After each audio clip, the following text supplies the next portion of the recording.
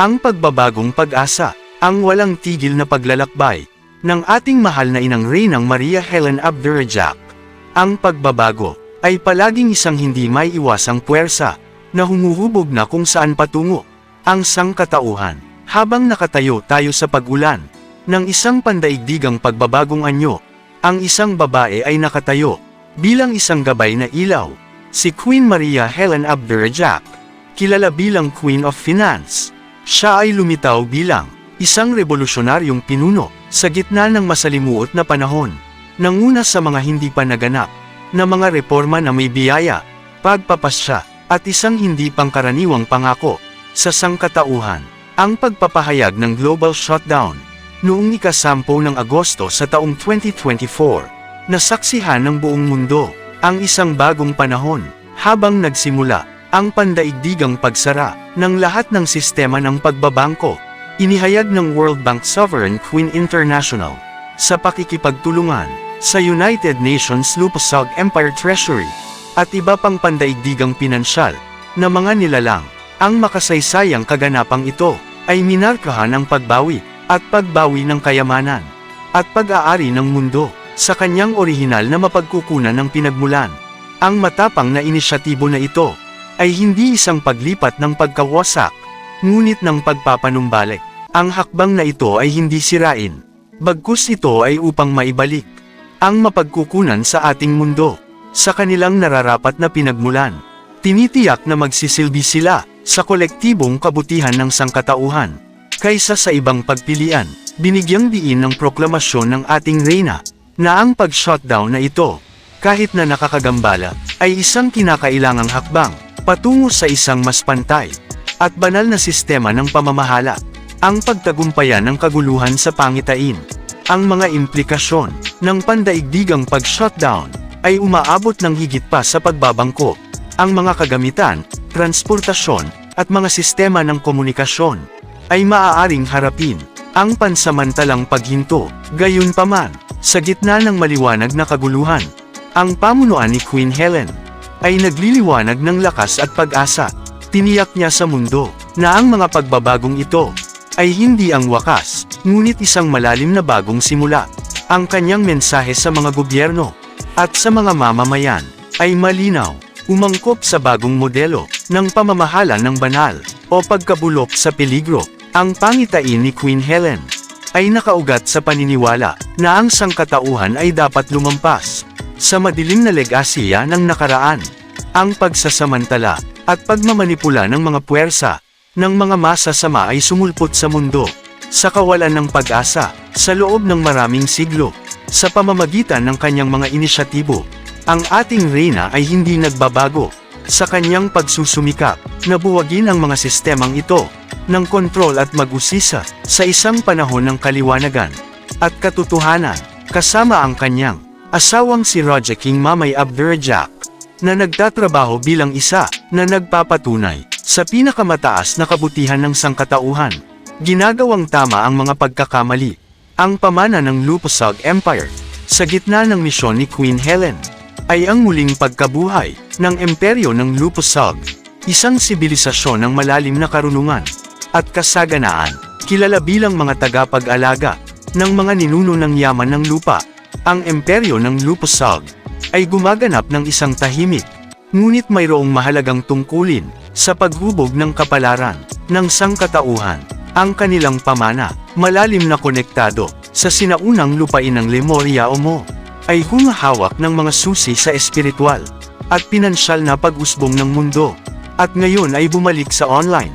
Ang koronasyon ni Queen Helen Abdurrahjak noong ika-5 ng Enero, 2025. Ang banal na sistema ng Lupasag Empire ay isang beses na pinamamahalaan ang sangkatauhan na naaayon sa mga universal na prinsipyo.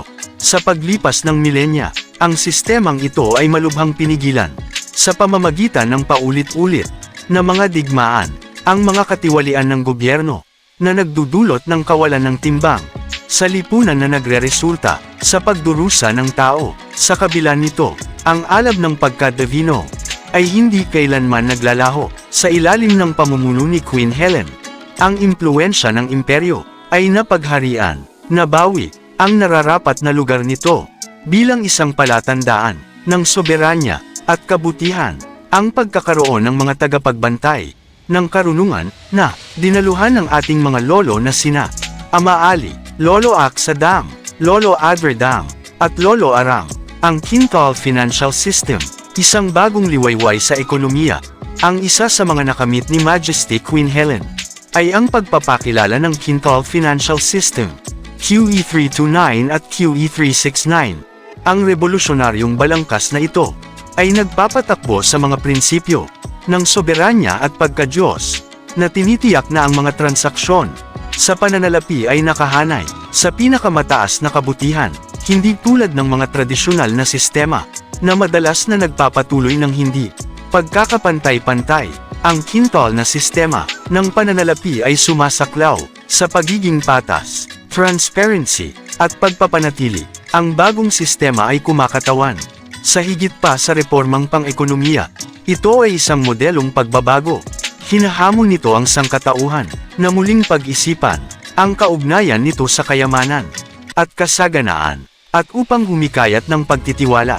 Ang diskarte sa pangunguna ni Queen Helen ay nagbigay inspirasyon sa pandaigdigang kumpiyansa at nakakuha ng suporta mula sa mga bansa, institusyong pampinansyal, at mga espiritual na pamayanan sa buong mundo. Ang mga monarko ng pagbabagong anyo, ang paglalakbay ni Queen Helen, kasama ang kanyang asawa na si Haring Mamay Abdurrahjak, isinasama nila ang mga mithiin ng isang soberanong monarkiya na nakatuon sa pagpapabuti ng sangkatauhan. Bilang mga pinuno ng Maharlika Kingdom of God, Lupusag Empire, ipinakita nila ang tunay na kapayapaan, kaunlarang pang-ekonomiya, at pangangasiwa sa kapaligiran. Ang kanilang pamumuno ay lumampas sa tradisyonal na pamamahala, pagsasama ng sinaunang karunungan sa modernong pagbabago. Ang kanilang pangitain ay upang makamit ang tunay na pagbabago sa pagpapanatiling pangasiwaan ng enerhiya at holistic na mga inisyatibo sa pangangalagang pangkalusugan, na inilalagay ang pundasyon para sa isang maayos na pagkakaisa sa pagitan ng sangkatauhan at kalikasan. Mensahe ng katatagan, pagkakaisa at pananampalataya. Habang ang landas sa pagbabagong anyo ay napuno ng mga hamon, si Queen Helen ay nanatiling matatag. Kinikilala niya ang takot at kawalan ng katiyakan na kasama ang pagbabago, ngunit hinihikayat ang sangkatauhan na magtiwala sa proseso. Ang kanyang mensahe ay isa sa pagiging matatag, pagkakaisa, at pananampalataya sa kolektibong paglalakbay patungo sa paggising sa banal na paglikha ng ating bagong mundo. Nanawagan ang Queen sa mga individual na yakapin ang kanilang mga tungkulin bilang mga kasapi para sa paglikha ng bagong henerasyon.